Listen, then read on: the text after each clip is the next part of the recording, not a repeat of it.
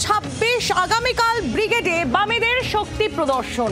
বুদ্ধদেব ভট্টাচার্যের মৃত্যুর পর এই প্রথম ব্রিগেড বামেদের, এবং এই ব্রিগেডের দিকেই এখন নজর রয়েছে। কৃষক সভা সিটু এবং ক্ষেত মজুর সংগঠনের এই সভা, কৃষক এবং শ্রমিক সংগঠনের ব্যানারে শক্তি প্রদর্শন বামেদের।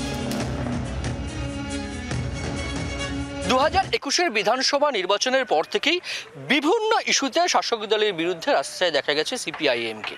সেটা দুর্নীতি হোক, আরজিকর ইস্যু হোক, কিংবা শিক্ষকদের চাকরি যাওয়া হোক, তোলপাড় হয়েছে রাজ্য রাজনীতি। কিন্তু মানুষের সমর্থন কোথায়? কেন মানুষের সমর্থন পাওয়া যাচ্ছে না? বিশেষত ভোট ব্যাংকে তার কোনো প্রভাব পড়ছে না কেন? এই নিয়ে সিপিআইএমে কিন্তু একটা কাটাছেঁড়া চলছে বিস্তর। এরই মধ্যে দরজায় কড়া নাড়ছে 2026-এর বিধানসভা নির্বাচন। বামেরা কি পারবে ঘুরে দাঁড়াতে? এই প্রশ্নই এখন তোলপাড় রাজ্য রাজনীতি। প্রাক্তন মুখ্যমন্ত্রী বুদ্ধদেব ভট্টাচার্যের মৃত্যুর পর এই প্রথম ব্রিগেড সমাবেশ সিপিআইএমের। এই ব্রিগেডের দিকে আগামীকাল যেমন বামেদের নজর থাকবে, ঠিক অন্যান্য রাজনৈতিক দলেরও নজর থাকবে বলে মনে করছে রাজনৈতিক মহল। জি 24 ঘন্টার জন্য ক্যামেরায় পার্থ পালের সঙ্গে প্রবীর চক্রবর্তী, কলকাতা। বাংলার আওয়াজ, বাঙালির আবেগ, জি 24 ঘন্টা।